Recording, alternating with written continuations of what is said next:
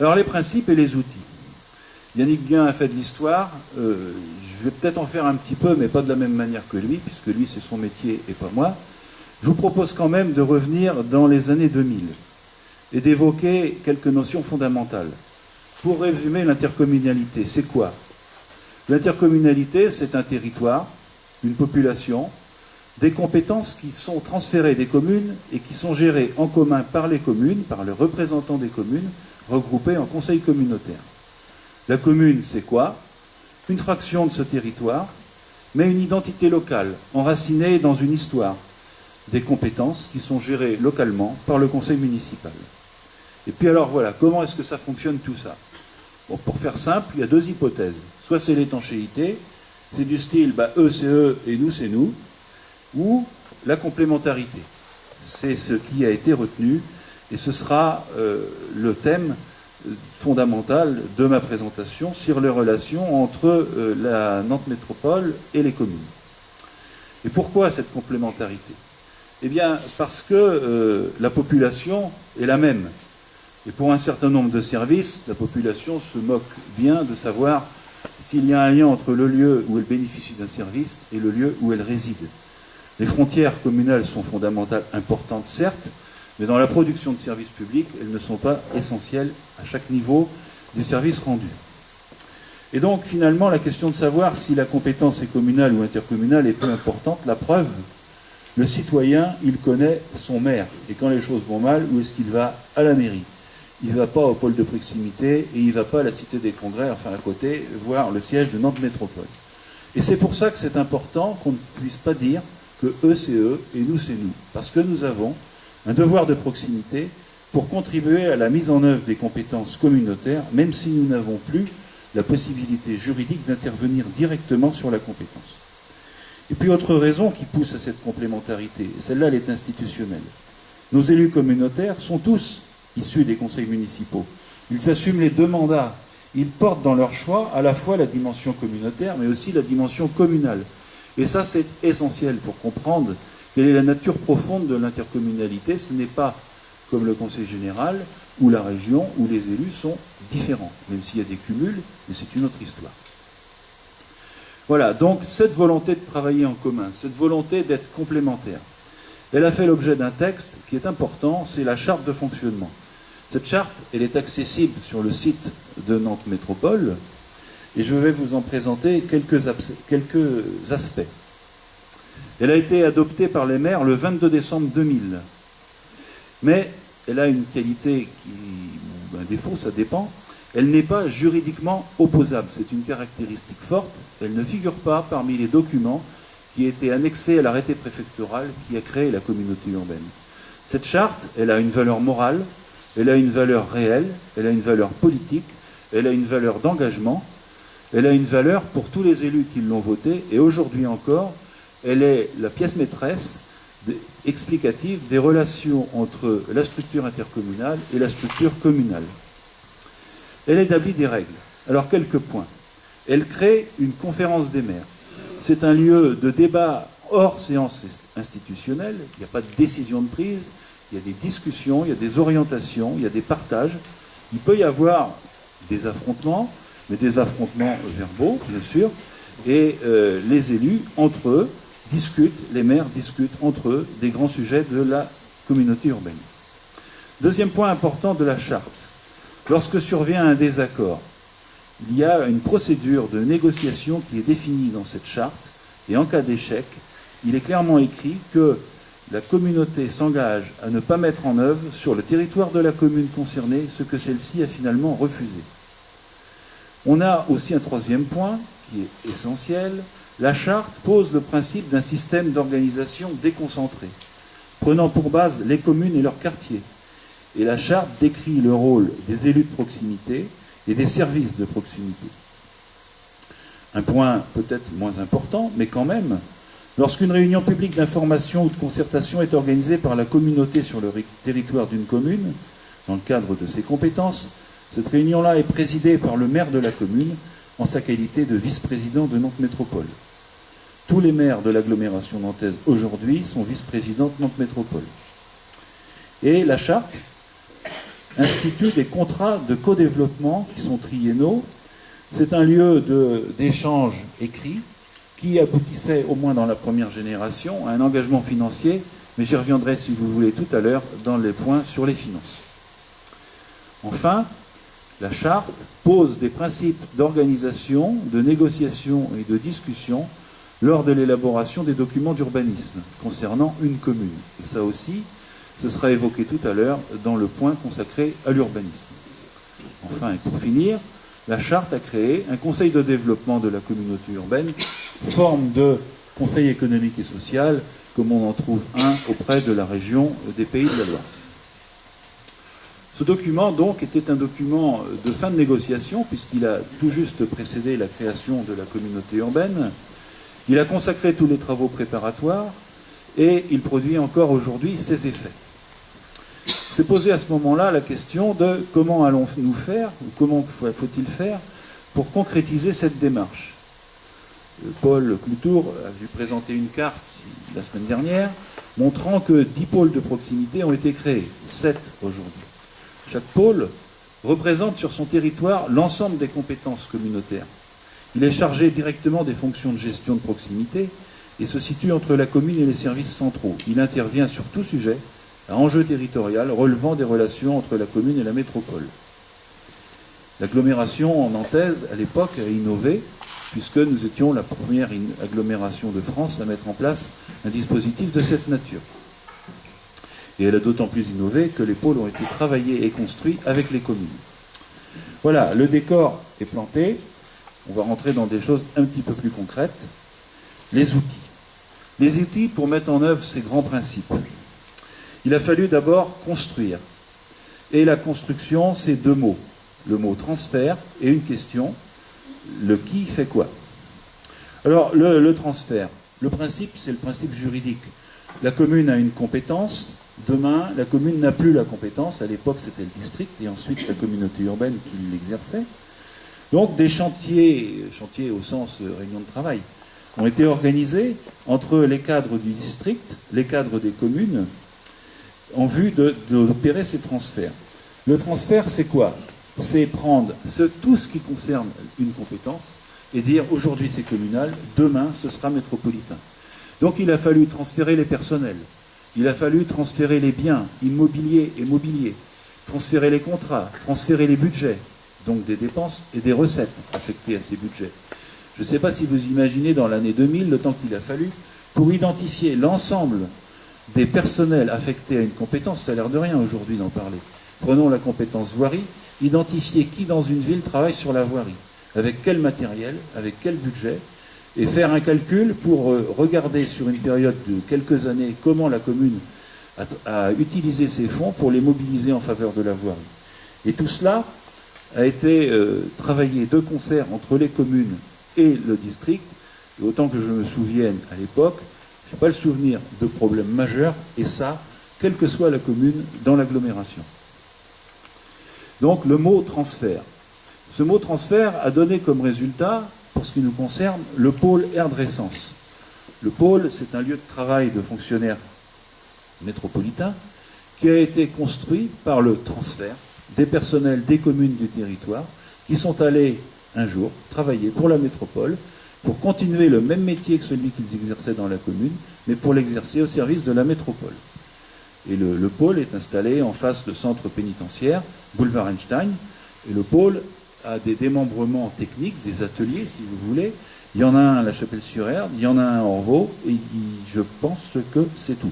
Des lieux techniques où on trouve les personnels affectés à la voirie, au nettoyage, ceux qu'on voit très régulièrement avec les véhicules qui autrefois avaient le logo La Chapelle-sur-Erdre, Orvaux ou Sautron, et maintenant le logo Nantes Métropole.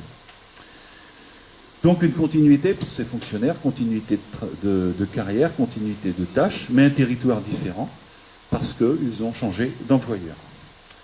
Deuxième point important dans la méthode, se dire, mais qui va faire quoi dans les compétences transférées?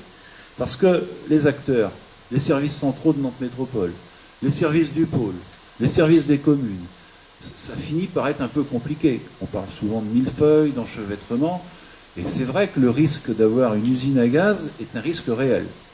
Alors on a tenté, de résoudre la question par des principes.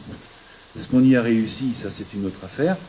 En tout cas, je vais vous expliquer comment on s'y est pris. On s'est posé des questions simples. Eh bien, il a fallu, compétence par compétence, identifier toutes les actions posées par la commune en détail, les grandes choses, les choses de détail, le quotidien, et à chaque action, dire qui est responsable, qui décide, qui fait, soit le service central, soit le pôle, soit la commune. Et puis, une fois qu'on a décidé qui fait, qui est responsable, qui est associé. L'associé, c'est celui qui va participer au processus en apportant sa compétence, en apportant son expertise. Il ne décide pas, mais il contribue à la prise de décision. Qui est consulté? Celui qui est consulté, quand on a bâti le projet, on va le voir, on lui demande son avis. Il est favorable, il est défavorable, il est motivé, mais ce n'est qu'un avis. Et puis qui est informé? Alors c'est pas drôle d'être seulement informé. Celui qui est informé, on lui dit, ben voilà, ça va être comme ça. Mais n'empêche, dans un processus, on retrouve à chaque fois ces distinctions du responsable, de l'associé, du consulté et de l'informé. Et à chaque fois, la réponse, c'était ou le service central de Nantes Métropole, ou le pôle, ou la commune. Vous voyez, on ne s'est pas ennuyé dans l'année 2000, parce que, au terme de l'année, on avait décliné, compétence par compétence, l'inventaire de chaque tâche et la déclinaison de qui faisait quoi, et c'est grâce à cela que les pôles de proximité ont été constitués et que le rôle des communes a pu prendre toute son importance dans le fonctionnement de la communauté urbaine. Et c'est bien ce dispositif qui fonctionne encore aujourd'hui. Alors, je regarde la montre un peu de temps en temps. Là, ça pourrait être long. Je vais essayer de faire court parce que vous dire que déjà on a 1, 2, 3, 4, 5 types de réunions, vous allez me dire, dis donc, ils passent leur vie en réunion. Bon, c'est pas les mêmes acteurs et puis c'est pas toutes les semaines. Pourtant, oui, c'est vrai, c'est important.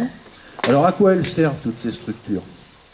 La réunion de proximité, très simple, ça réunit commune par commune des services du pôle, des services communaux et des élus communaux, et ça sert à quoi? À gérer le quotidien. Parce que le citoyen usager, quand il a un problème, 9 fois sur 10, il s'adresse à sa mairie.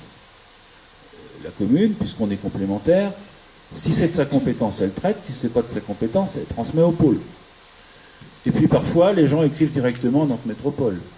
Et donc, il est important de se mettre autour de la table régulièrement pour examiner toutes ces demandes de quotidien. Alors il y en a qui sont gérées facilement, puis d'autres c'est plus compliqué. Et comme la commune se sent une responsabilité d'information, de transmission, d'animation, il faut bien qu'elle soit dans le circuit pour savoir ce qui se passe sur son territoire. Et c'est pour ça que nous avons une réunion de proximité, qui est une réunion de travail, une fois par mois, qui a pour objet de faciliter le règlement du quotidien. Et puis les choses peuvent se compliquer. Deuxième réunion, la réunion d'animation. Ça, c'est une réunion seulement, en ce qui nous concerne, une réunion de fonctionnaires. Le directeur du pôle est là, j'y vais, ou mon adjoint directeur des services techniques, en fait c'est plutôt lui que moi, mais nous travaillons ensemble, donc il n'y a pas de souci. Et puis là, des fois on se dit des choses pas sympas, parce qu'on peut avoir une vision qui peut être différente de la manière de conduire une politique.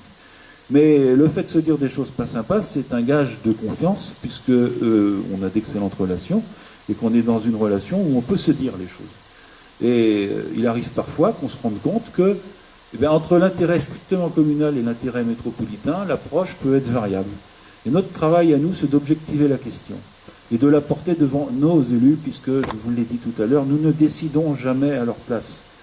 Et il est important qu'il y ait des lieux d'analyse, des lieux pour avoir un langage commun sur l'analyse des problèmes, et puis des lieux où on va saisir le pouvoir politique pour qu'il assume son rôle.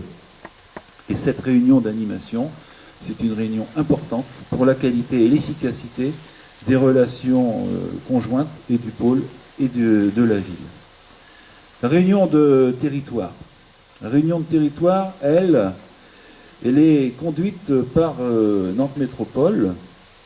Elle se fait en présence du maire de la commune, des élus compétents, des cadres de direction, des gens qui sont investis dans la démocratie participative, et puis de quelques cadres concernés par l'ordre du jour lorsque c'est nécessaire, et la même chose côté pôle. Et là, c'est une réunion où les élus communaux, qui sont aussi pour un certain nombre élus communautaires, discutent avec notre aide, notre assistance technique, des opérations qui sont conduites par la communauté, notamment celles du pôle ayant une incidence pour la communauté. Le pôle, régulièrement, présente les politiques publiques qui ont une incidence sur le territoire communal, et nous avons des points réguliers sur des domaines tels que développement économique, développement urbain, et puis régulièrement aussi des réunions sur les arbitrages budgétaires, puisque nous ne sommes pas dans les communes indifférents à la manière dont le budget métropolitain est exécuté sur le territoire communal. Donc un lieu de rencontre tous les mois et demi à peu près, où là les choses se règlent et où la dimension et la complémentarité est réelle. La commission locale, là, on monte d'un cran, est le lieu de discussion entre les élus sur des sujets qui sont à la fois opérationnels ou stratégiques et qui concernent l'ensemble du territoire du pôle de proximité. Et pour ce qui nous concerne, ça regroupe donc les quartiers de Nantes-Nord, La Chapelle-sur-Erdre, Orvaux et Sautron. L'objectif premier de cette réunion de commission locale, c'est d'évoquer les politiques publiques, leurs enjeux adaptés à l'échelle du territoire du pôle.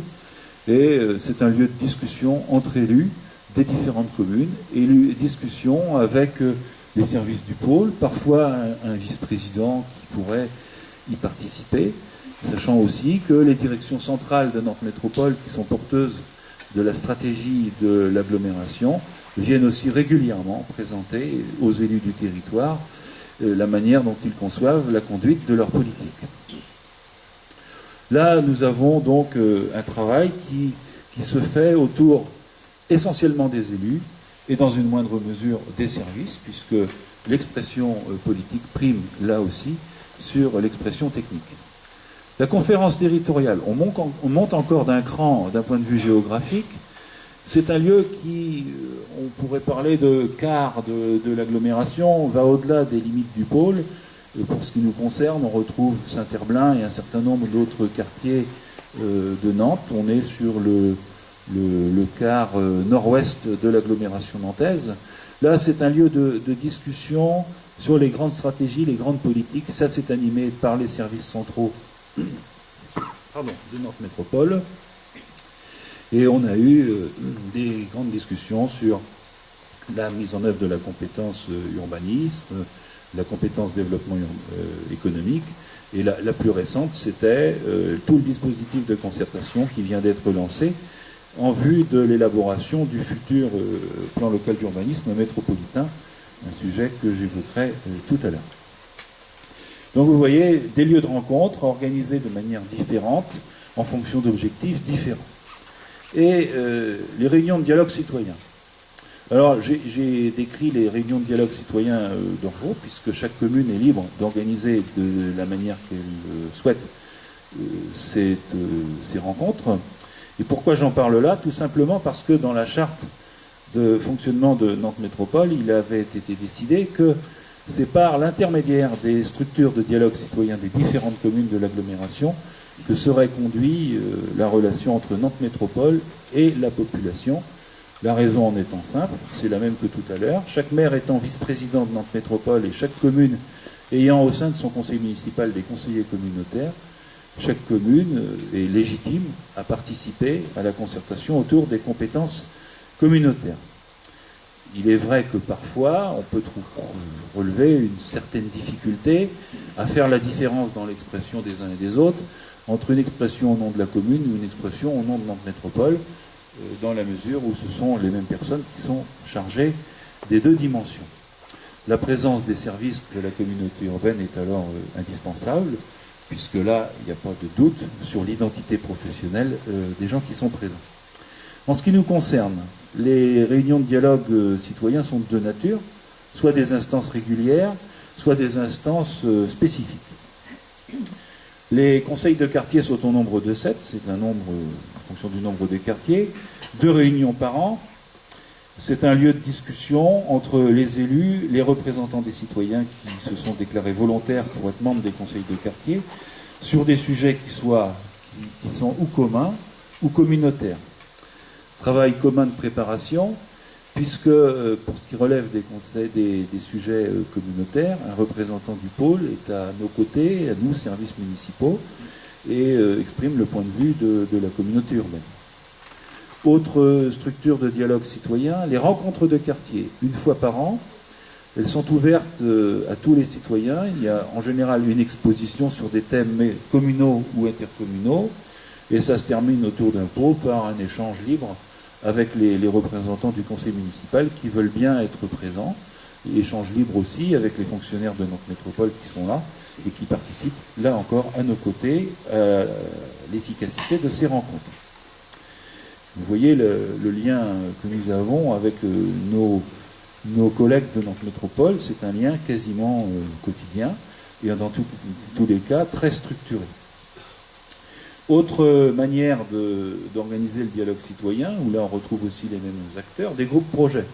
S'il s'agit de construire un équipement communal qui va aller mobiliser de l'espace public métropolitain, on a un intérêt commun à mettre en œuvre un dispositif de concertation dont le périmètre va être calculé en fonction des personnes qui peuvent représenter un intérêt et qui souhaitent s'investir dans la discussion. On peut avoir une association de quartier, on peut avoir une association dont l'objet social est dédié à une thématique en rapport avec l'équipement. Si par exemple on fait une école, ça va de soi que les parents d'élèves sont présents. Et quand on fait une école comme c'est sur l'espace public, la communauté urbaine a quelque chose à dire. Donc la communauté urbaine participe avec nous à ces groupes de travail lorsque c'est nécessaire. Et puis dernière instance dans laquelle on trouve aussi des gens de notre métropole, un conseil communal de développement durable qui est une instance thématique qui travaille sur le thème du développement. Je pense que c'est pas la peine que je développe ça, vous imaginez bien ce qu'il peut y avoir derrière. Donc vous voyez, on a une relation privilégiée avec le pôle et nous travaillons ensemble. Alors, concrètement, quelques exemples.